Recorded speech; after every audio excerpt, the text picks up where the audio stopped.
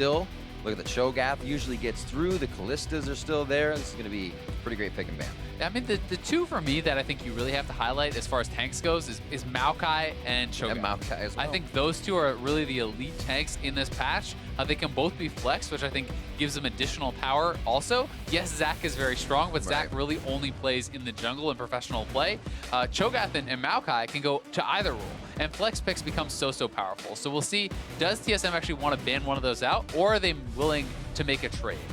Jarvan has been something that the junglers have been going back to because of its ability to flex a little bit, as we see Thresh commonly taken out now in the first phase here, as well as that Elise, the tried and true third ban, or one of them from blue side, and that Callista does get picked up. Callista getting picked up, TSM has the opportunity, if they want to go tank heavy, you can actually go both Maokai and Cho'Gath as the first round and use that in massive front line in the top and jungle. I think it's a very powerful first two picks, but people are not always as comfortable on those champions as they are kind of newer, especially the Cho'Gath. So we'll see if they do decide to go for that, or if they are going to actually lock in the Rumble. Maokai, I think, certainly should be the pick. The question now becomes, do they want the double front line, or are they willing to give over the Cho'Gath? Because Brandini or Arcadium will likely play it if TSM won't take it away. Had a few hovers, but like we said, only contracts so far getting locked in here on this Kayn. 10 seconds left as the Maokai gets locked in. Still looking at Echo Fox's side to what can synergize with that. Callista may actually be a Kennen. Gate definitely having quite a big champion pool himself, and it's the Jhin lock in, as more people have been trending towards that. Yeah, the Callista Kennen is something we've seen pop up a couple times. It's kind of varied results, and it hasn't been super successful. Obviously, a throwback to when Callista first kind of came in the scene, that was very popular.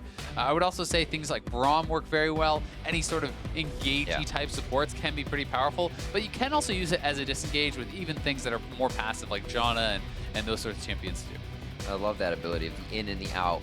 It's almost like a safe Ashe arrow. If your support has their own way of getting in. The Rumble gets locked in. They showed that a bit on the side of TSM, but it is going to be Brandini's. Now, something we can see here is this is kind of saying, hey, we're expecting that to be a Maokai top because that's a pretty good matchup. You can now actually counterpick the Rumble and then swap the Maokai to the jungle. So you could do something like Camille, who can be a pick that snowballs very heavily against the Rumble. Also, you have very strong gangsters coming out of the jungle from the Maokai. So personally, I would like to see that. It's not actually the choice here from TSM, but I think options like that are sometimes overlooked because you've essentially got Echo Fox trying to pick 4 lane now against the Maokai, and Maokai can simply be flexed. Camille is one of Haunter's best champions, so why not pick for an advantageous composition like that? Absolutely. Also looking at the side of Echo Fox, seeing that Rumble actually flexed into the jungle a few times, they decided to just say, yeah, Kha'Zix's Rumble, we'll take those. Obvious mid, or obvious jungle, obvious top. What does the second ban phase have, though? Froggen gets a hit from that Lucian, and LeBlanc onto Bjergsen. Does it continue with that, or do they look at that top side of the map? Oh, sorry. And that's the question, right? You can sometimes draw more bans. This is one advantage of not taking your top lane earlier because you still can flex it, and if the second ban phase draws jungle or top lane bans, you can then flex that Maokai to the role to kind of have that additional option later. We also have to remember that Karma theoretically can be a mid laner. Very likely will be support.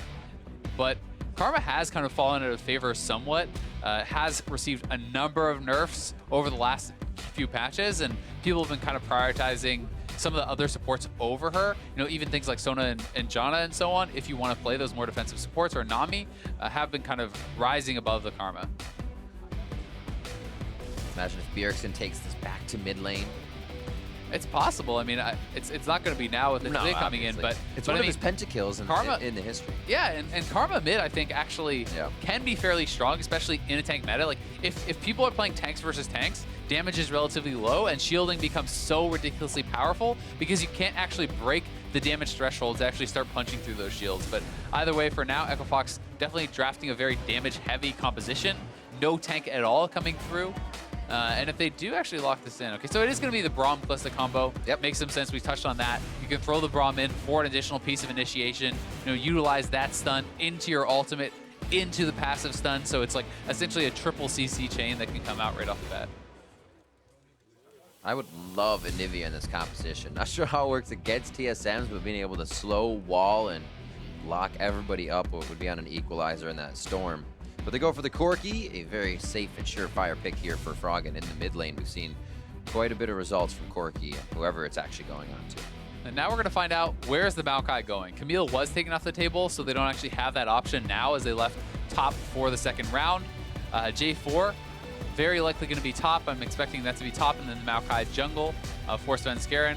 You do see some J4 jungle, but certainly more often is in that top lane, and I think this can be a pretty decent matchup against the Rumble as well. Yes, you will be getting pushed in, but with that gank assist, it's very scary for Rumble to be pushing into J4 and Maokai, and they are swapping it around, so it's possible that this could actually still be Maokai top and J4 jungle, but definitely something that has not been played a lot by Svenskeren. And he actually has 0 plays on J4 jungle this season. One of the only, they'll have 20 seconds until they can get another flop in there, and then everything has to stick. Yeah, there's the last one at the last 2 seconds. They do put it back. I was going to say Moon's really the only other one, and you see putting Jarvan in the jungle quite a bit. So, and in some of the other regions you see it, it would not be strange to see the Jarvan jungle, just simply more common to see those roles reversed, as Maokai jungle has an easier clear. Jarvan obviously very strong with the Black Cleaver Titanic into Stoneplate combo, so that's what we're gonna see. The coaches are heading off to the back. Change sentence structure. They are heading off. The players are ready. Hashtag Fox win, hashtag TSM win. We'll have to see some pretty volatile team comps coming from both sides. Damage in just about every lane here for TSM, and same thing for Echo Fox. Tanks in the jungle for TSM, so. Hey, you've got to say, looking at Echo Fox's composition, they're much more, I think, damage focused even than TSM with Kha'Zix's jungle. Rumble in the top lane, pure DPS. You have Corki and you have the Kalista. So this is a very high damage comp for Echo Fox. If you fall behind, Maokai to J4, this tank composition who's going to be supported and shielded up by Biofrost on the Karma, it's going to get really bad for Echo Fox. When you run these fragile compositions, you need to be winning lanes. You need to be staying ahead, or it does kind of shatter because the engage is so easy with the Maokai J4 combo, backed up by this Jhin ultimate, backed up by the Biofrost shield. So look for Echo Fox to push their advantage in the lanes, and if they're unable to do that, TSM's probably going to steamroll. See how they start this one off. A little line of scrimmage, but it does look like Fox does want to keep moving in and get something deep. Yeah, I mean, on the side of TSM. Echo Fox hanging out as a 5-man squad. They're waiting to see, will TSM invade for the Raptor ward? And they were stacking there, hoping that someone from TSM would step forward for that Raptor ward, and that they would be able to force out a summoner spell, or even get a first blood. Because if you walk that far in and get hit by a Braum Q, you are going to get tagged. Either way, TSM did actually push in for vision on the other side, so they have a ward on Acadian's blue buff, and that will give them some intel as to where he is starting. And Echo Fox ends up with no vision at all, so they don't actually really know what Svenskeren is doing, where he's going to be starting, and for now it looks like he will be starting on the red buff as he's stacking up his saplings over there. See how much they focus on this pathing, how much they actually focus on the lanes. Both of these teams known to take a bit of a longer laning phase, Fox and TSM, with the lowest percentage first turret. Fox at 39%, TSM with 41. So it kind of shows you how they battle back and forth more so over that laning phase than opening up the map to start things off. Yeah, it can be one of the cases where some teams do like to try to prioritize, things like dragons or or CS advantages over the earlier lane, so have to force for turrets. Sometimes that can be pretty good. Sometimes it doesn't really work out that well. Svenskeren can be able to clear this out very easily with the saplings. You have so much AoE damage coming out in addition to your arcane smash. So Maokai really does have a strong jungle clear, and is going to be expected to be a bit ahead on that clear compared to Acadian, who skipped clearing that big Raptor, trying to move a little bit faster. And sometimes you see Kha'Zix just do a 3-camp clear on bot side and then base, because you actually will take a lot of damage doing this clear as Kha'Zix. Make sure you get those spikes in range for the heal. Keep himself good to go. Good push in here. Biofrost gaining that brush control on the bot side. Acadian finishes his route. A few last shots from double lift.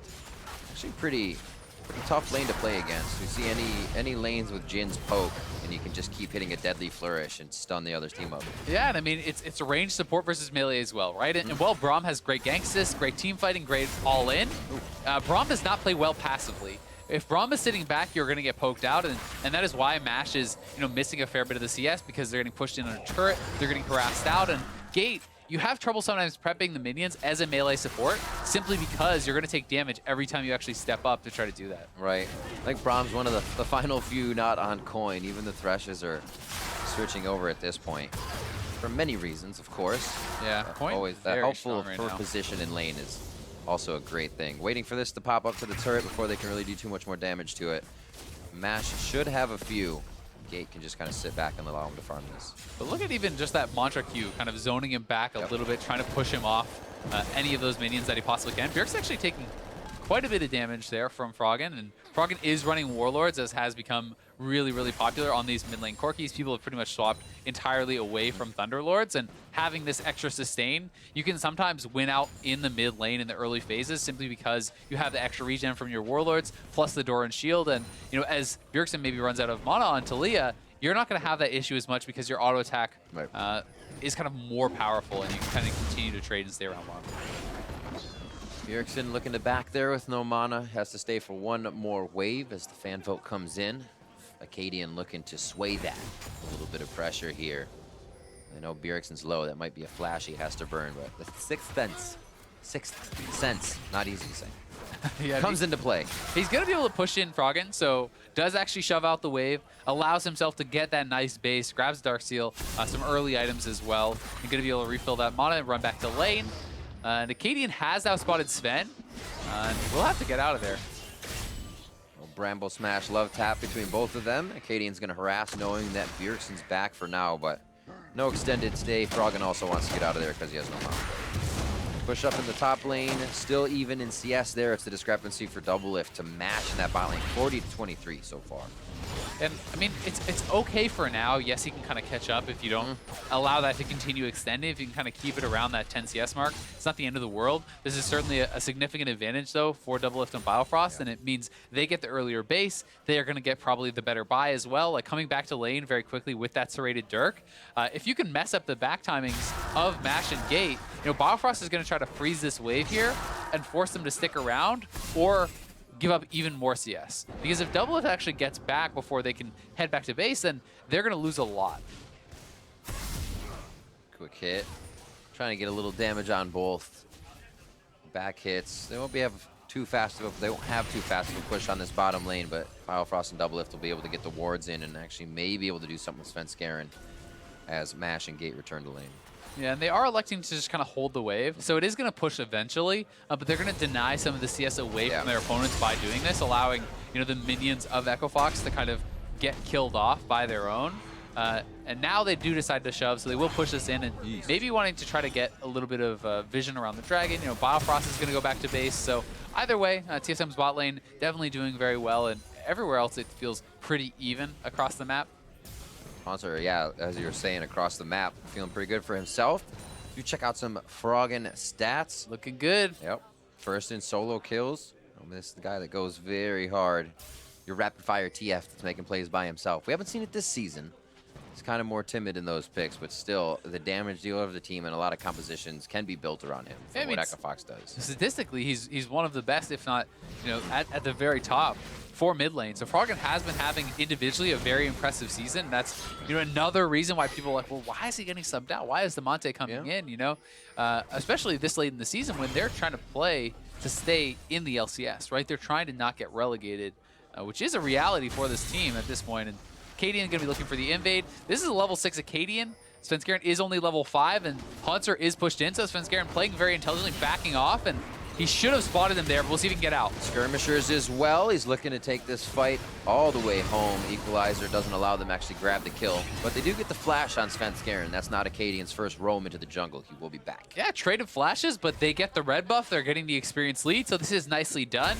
But when you have the push in those solo lanes, you can afford to do these kind of invades because they knew Haunter could not actually come down without losing a lot up in that top lane. So Haunter stays with the wave. They invade as a 2v1, and Svenskeren going to be pushed out of the jungle. We could see Acadian even go try to meet him at the blue buff if he wants to look for that. As we said, it shouldn't be too bad for Mash. He's actually closed that CS gap just a little bit as this wave looks pretty equaled out. Yeah, it's not going to be the biggest of deals, you know, that early CS, as long as you don't continue to fall more and more behind. And And where it becomes a real problem is if you actually give up a death on top of a CS disadvantage, because then the game can super start to snowball. We'll see what Doublelift and Biofrost are going to want to try to do with their added pressure. It would be impressive if they get a kill. A Callista Braum is pretty magically difficult to kill. You're going to have the shield, the Glacial Fissure, and then Mash just Fates calls Gate out when he really feels like it's a bad situation. The roam down from the bot side is just giving Acadian a little bit of love for him to get pressure. Brandini with a teleport up. Haunter did use his to get back the lane. That may become something big on the objective, but the Cloud Drake may have to sit for a while before it joins the party.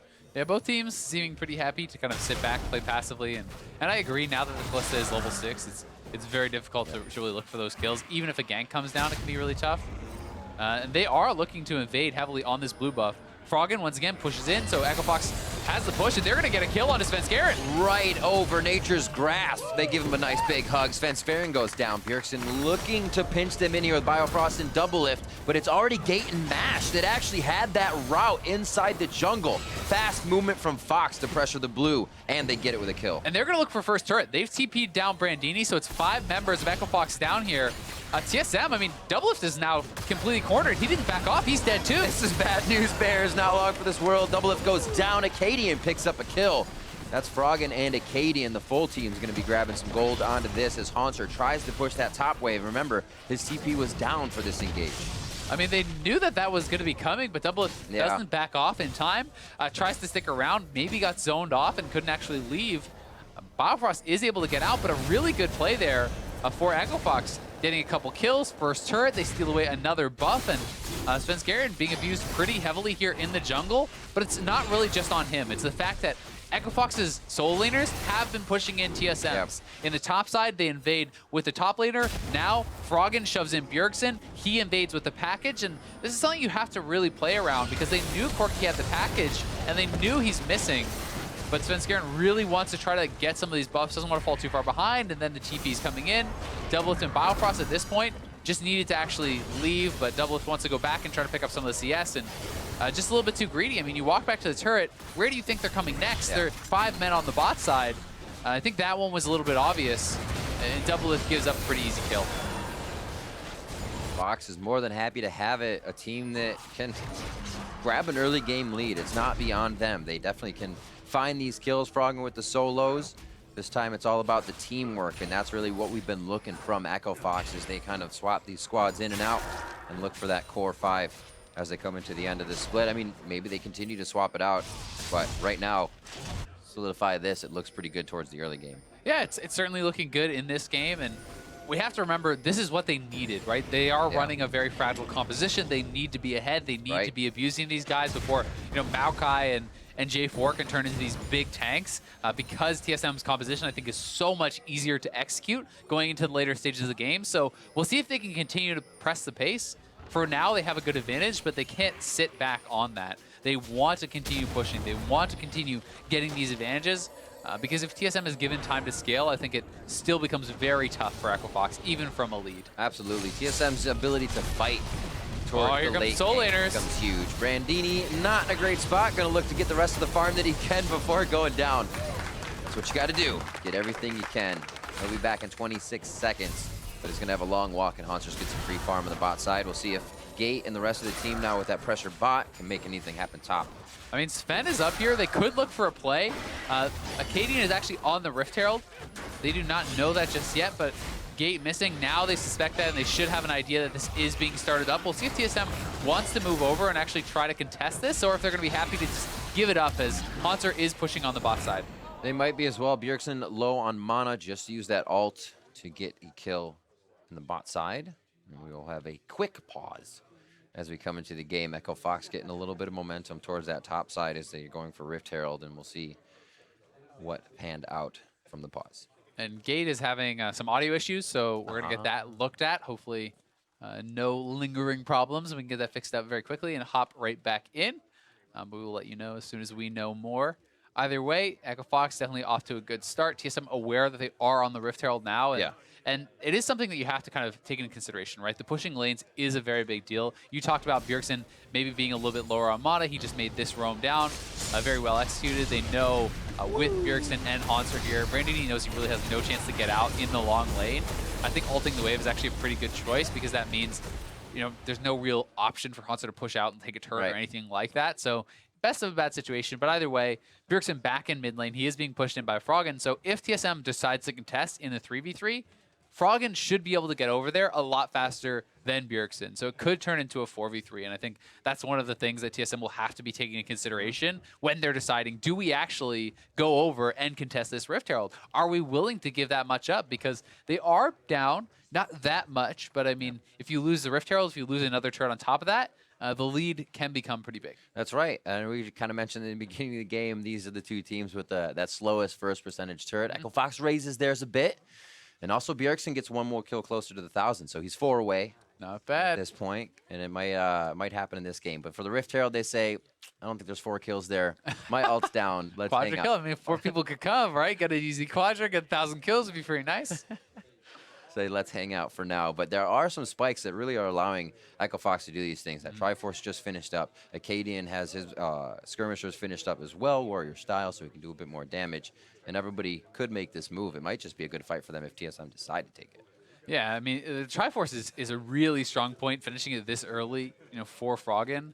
A lot of times, if the Corkies are not doing as well in lane, this gets delayed quite a bit because people kind of take a sidestep and go get a Hex Drinker or things like this. But because he was doing very well, because he picked up kill and assist, as well as the global gold from the turret, he's going to be able to get very quickly to that Triforce and actually completed it, you know, pre-12 minutes. So that is very, very fast pace for him.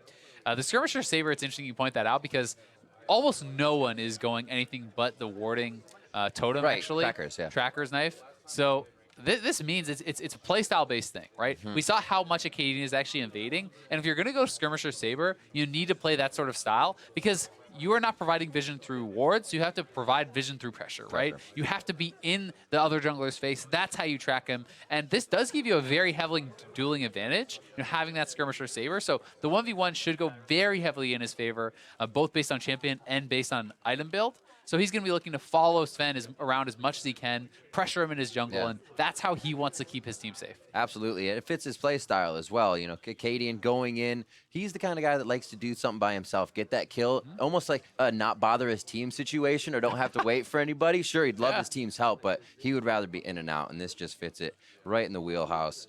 Still looking to fix up Gates audio as we continue this one. TSM, talk about their past weeks a little bit, falling back and forth as they come back from MSI. Feeling obviously pretty strong from that, but at this point, or I'm sorry, Rift Rivals. But at this point, kind of looking to find their footing again. Yeah, I mean, it's one of those things. Like, I still think that they're probably the best team in the league. Yeah. They did not have a good game against Dignitas, and Dignitas is a team that, you know, people have been very high on, then very low on. It's kind of hard to tell where they are. I mean, they started the season 5-1. People are like, hey, maybe they're one of the best teams in the league. They're tied for first. Then they lose 4 straight series. They go to 5-5. Now they make a roster swap. They seem to be surging again. They crushed TSM yesterday. They are looking very good. But throughout the season, I mean, as far as actual total losses, TSM is the team with the least. People are still looking at them as a very strong team. Yep. And we have to see how can they actually adapt to this patch, right? We saw how another top team performed against Echo Fox yesterday. CLG did play against them and absolutely trashed them. They won in under an hour of gameplay. So you're looking for those sorts of performances from TSM against a lower tier team, because this is a team that's fighting to be the best team in the NALCS. Absolutely. Going up against a team that's fighting to not get relegated. And it should be, you know, one-sided affair. We're getting towards the end of the split, and these are the stages where you don't really get to have that luxury of saying, oh, okay, well, we'll fix that later, right? It needs to be fixed now because you're getting to that playoff level. Luxury for Rift Herald is Acadian and team. They do have a chance to pick it up. It can't be stopped. Nice flag and drag to 3 members of Fox, though. TSM do want this fight, even though we were talking about that item spike for Fox. If TSM has the positioning, they can rout Fox on this Rift Herald. It's still going to be up there for Acadian, but what a fight for TSM to just kind of strangle them down. Yeah, nice job by TSM coming in, getting the kill. It's only the 1 kill, and you get the 100 gold for taking the Rift Herald, plus the Rift Herald bonus of actually being able to drop that and hopefully secure a turret. So I would say it's worthwhile for Echo Fox, especially when you consider teleport and stuff was blown there too, but there were a number of summoners used in retreat for Echo Fox, so it just comes down who's going to be able to get more from the extended trade. Can TSM actually get more out of these summoners being down? or will Echo Fox get a lot from the Rift Herald? So Acadian grabbing that Rift Herald, but because he sticks around to do so, he's going to get chased down. He will get killed. The rest of Echo Fox able to actually retreat out, but this was a nice TP play, and you see the combination, how powerful it is of the Maokai and the J4. Throw out that Maokai ultimate. You CC them up while it is traveling towards them, and then they're going to get stuck in this long route. The separation as well, the chance when Haunter does have a chance to TP back to that play becomes a bit different. Brandini's was just on the way up. So again, their mismatch, maybe it becomes Fox's next teleport play. It just has to keep kind of folding over for Fox in that way. If, like we said, if they don't continue those aggressive fights, Svenskeren and Haunter just get too big. Yeah, and Haunter, because of the fact that Brandini, TP'd bot for that 5-man play, while Haunter TP'd back to lane, Haunter has actually gotten a lot more experience. He's gotten a lot more farm, as well as the kill that happened on Brandini on the bot side with Bjergsen. So these are things that has actually put Haunter a fair bit ahead. If you look at the CS, he's quite a bit up, and back into another pause, unfortunately, as the Rift Herald is being summoned. Rift Herald to the mid lane. Still waiting actually on a minion wave. I'm trying to figure out where it is. Just setting. Yeah, so Gate is having another issue again, having some audio problems there, so hopefully can get that fixed up very quickly. But either way, yeah, Haunter opening up a lead for himself. The experience is I'd say, a bigger deal than the CS right now. The fact that he's actually 2 levels up gives you so much more power. And while Rumble, you're more about the team fight than the split push, you need to be able to stay relevant because you're the person who has to try to match Haunter if he decides to go for that split push route. And Haunter building pretty heavily for the 1v1. I think it's a smart build to grab that early cowl to be able to survive through the Rumble because the solo laners are both going to be dealing magic damage. Corki will as well. Yeah.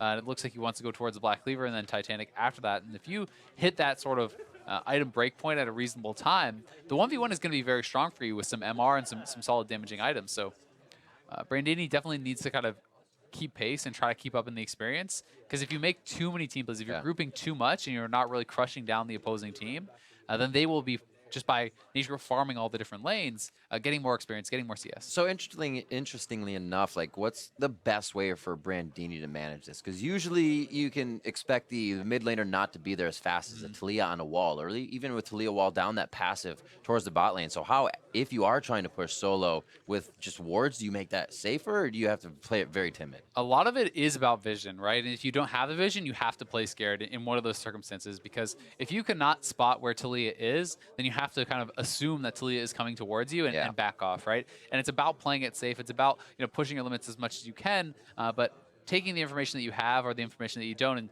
making the best assumption of where they could be, what they could be doing. It's also one of those situations where if you do not push out waves before you teleport to a fight, then you're going to lose farm, right? So the early play, while it was very good for the team as a whole, they got 2 kills, they got first turret. Brandini only got an assist, and he didn't get any of those kills, and he TP'd away from lane while Haunter had already TP'd back. So Haunter is getting more individually out of that play. So that puts Brandini behind, and then you're kind of reliant on your team to really make good on that, right? They got the advantage, so they have to be the ones who are doing well.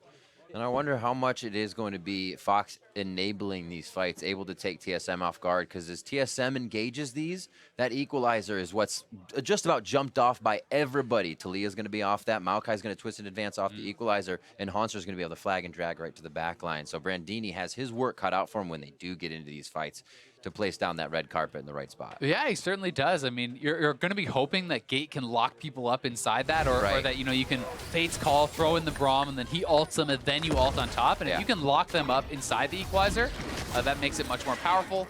It looks like they're actually trying to make a play to the top side with this Rift Herald. Drop the Rift Herald, and then Acadian actually catches Biofrost on the way up, and now they're pushing double lift off the turret here too, so they're going to be able to use that Rift Herald to get pressure mid, and then actually net their turret advantage on top side. Oh, and there's the play again to Brandini on the bot side. Flashed over the wall, he'll be able to scrap shield himself to safety here for a quick second. Actually tries to go for the fight. Puts himself back in the frying pan as Haunter will now be able to pick up that kill instead of exiting down the bot side. A fight in mid. His top is still being taken. Just went down. A few last shots from Froggen, but Svenskeren is not rooted as big as he is. He's able to walk right out of there. Nicely played from Froggen. Dodges 3 out of the 4 shots there. Forces the flash out of Svenskeren. Almost kills him off in the 1v2, so nicely done. And even for Brandini, He does go down, but here's Acadian moving up, and this is a very strong Kha'Zix. He actually was spotted on the ward, but I guess Biofrost felt like he couldn't run through the Braum, so kind of caught between a rock and a hard place, and he actually did flash. So really, in retrospect, he should have just flashed up over the wall towards Doublelift, and that would have gotten him out. But either way, TSM making the play to the bot side. Brandini, nice flash. He actually flashed out before the Cataclysm landed, which means it does not deal that damage, and then tries to get a turnaround kill here on Bjergsen, but the heal is still available, so he will get run down and taken out. Item still slowly coming in, almost has that Leandries. Haunter as well, coming up quickly, 1,700 gold in his pocket, so he can go ahead and finish a few of those when he goes back.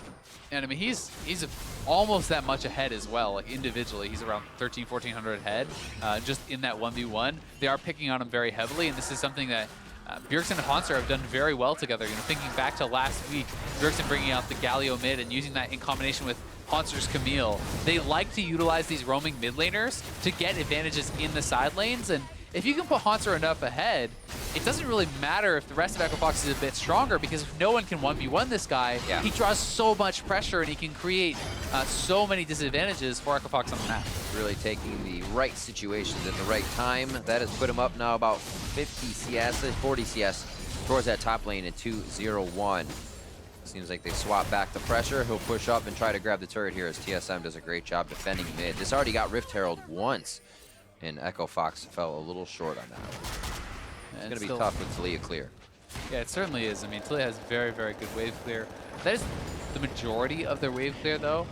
You know, the rest of them are not going to be as strong. Yes, they can obviously contribute, but certainly they're pretty reliant on Bjergsen in that case. And Echo Fox roaming up to the top side. Haunts are going to be taking some pressure here, but TSM is coming up, and if they chase too far, Bjergsen has the ultimate, so they need to realize that Talia could roam up there pretty quickly, and that TSM could even look for a dive. I mean, it's 4 men strong now here. They could actually go for this, and Maokai ultimate going to get popped. Yeah, seeing Brandini on the bot side says, go, go, go. Rooted as soon as he goes into the Valkyrie. That's going to be Froggen going down. Gate lives only because he has a bit more HP.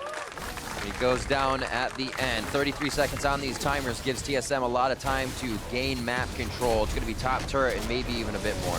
Yeah, really nice dive there from TSM, realizing it was only the 2 members, and they were able to execute that dive very well. Froggen does not actually avoid the Maokai ultimate, and once you get tagged by that, you're going to get CC'd up for so long. It's an easy seismic shove for Bjergsen. That's pretty much guaranteed, and the follow-up damage so high. They're able to burst them down, take a turret, and get back to mid lane to defend. So nice job by TSM.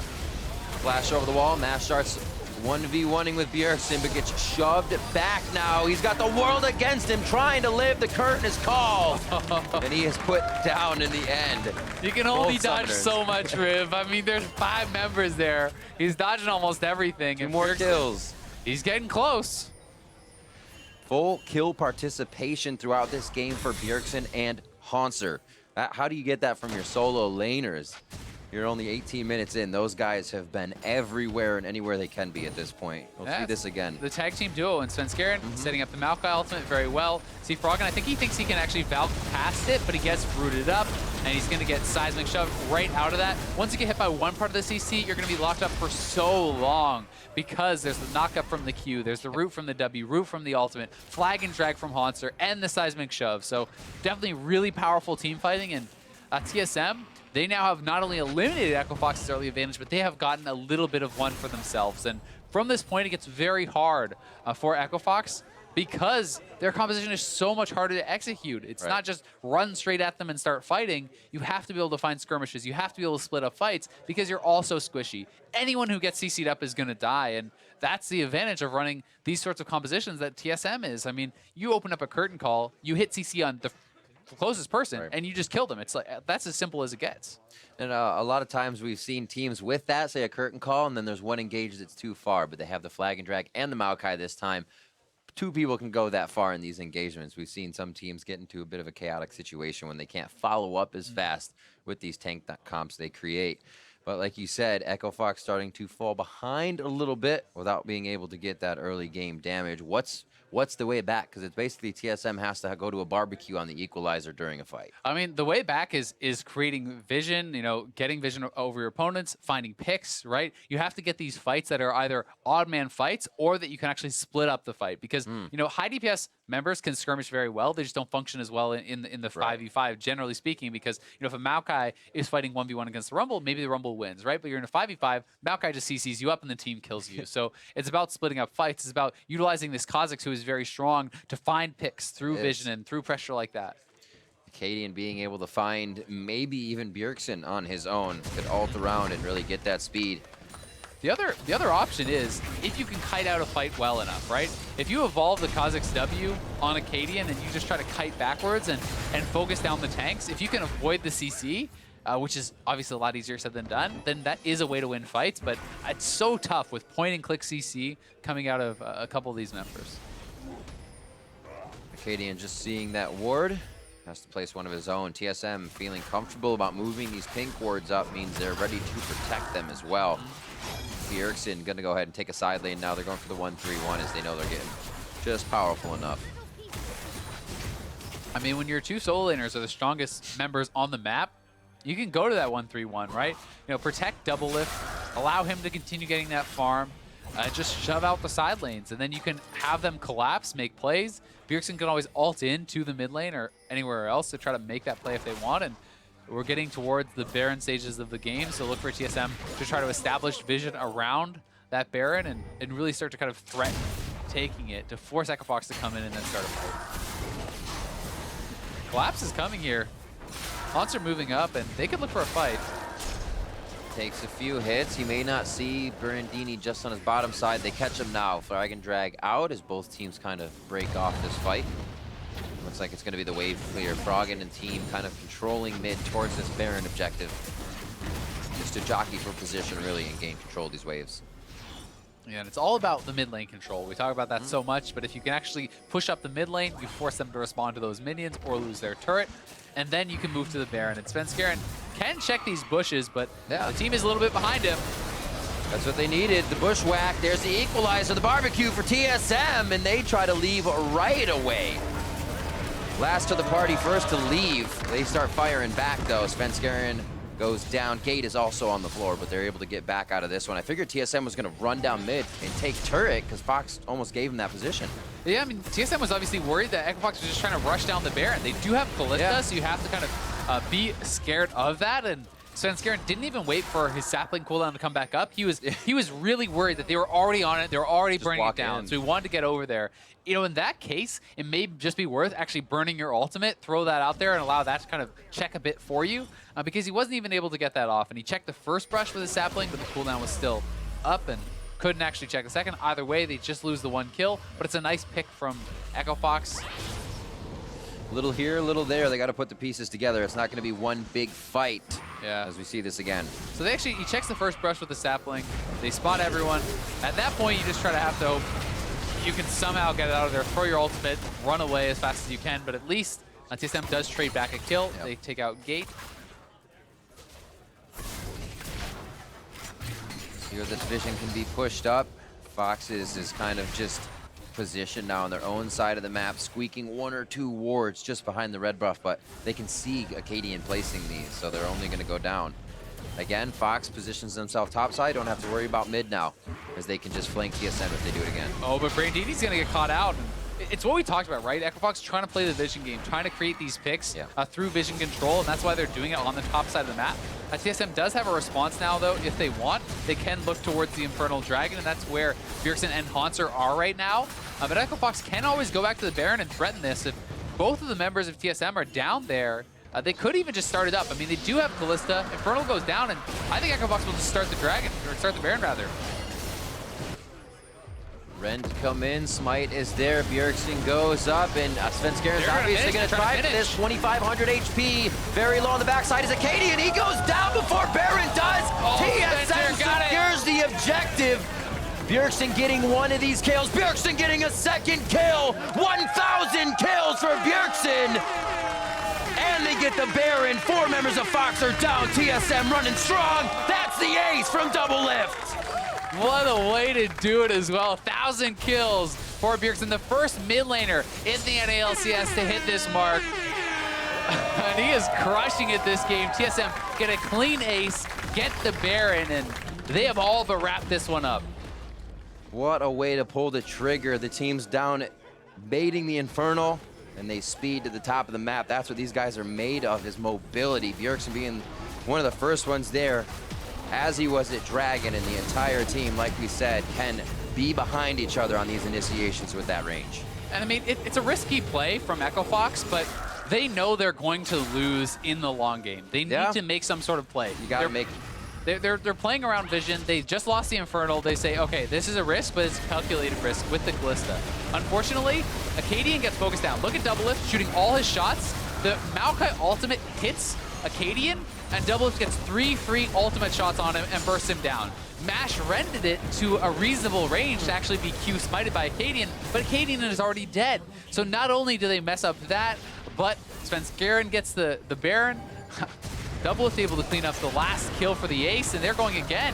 Doesn't look like it's gonna stop. The batting orders back up, and here come the pitches. TSM looking to get thrown a curveball here.